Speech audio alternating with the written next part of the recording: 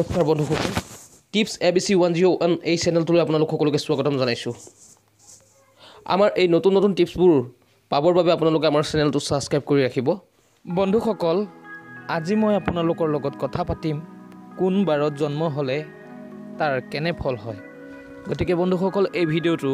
প্ৰথমৰ পৰা শেষলৈকে চাবলৈ নাপাহৰিব আহক এতিয়া আমি প্ৰথমে এই ভিডিঅ'টো ষ্টাৰ্ট কৰোঁ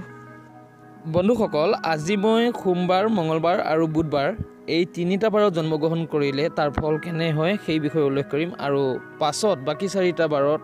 জন্মগ্ৰহণ কৰিলে তাৰ ফল কেনে হয় তাৰ বিষয়ে পিছৰ ভিডিঅ'ত মই উল্লেখ কৰিম এতিয়া আহক জানি লওঁ সোমবাৰ আৰু মঙ্গলবাৰ লগতে বুধবাৰত জন্মগ্ৰহণ কৰিলে তাৰ ফল কেনে হয় সেই বিষয়ে জনাব বিচাৰিছোঁ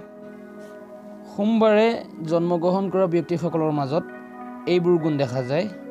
মৃদুভাষী প্ৰিয়দৰ্শন সহিষ্ণু ভোগী কলাকৌশলী আৰু ধাৰ্মিক এইকেইটা গুণ তেখেতলোকৰ মাজত থাকে বন্ধুসকল মন কৰিব তেখেতলোকৰ মাজত মৃদুভাষী প্ৰিয়দৰ্শন সহিষ্ণু ভোগী কলাকৌশলী আৰু ধাৰ্মিক এইকেইটা গুণ দেখা যায়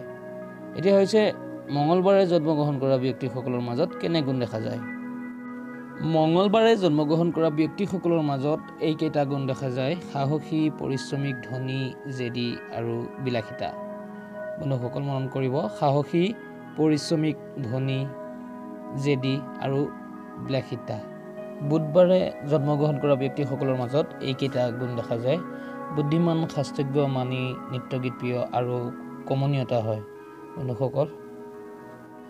এই তিনিটা বাৰত জন্মগ্ৰহণ কৰা ব্যক্তিসকলৰ বিষয়ে ইমানকে কৈ মই মোৰ চেনেলৰ পৰা বিদায় লৈছোঁ আপোনালোক সকলোলৈকে ধন্যবাদ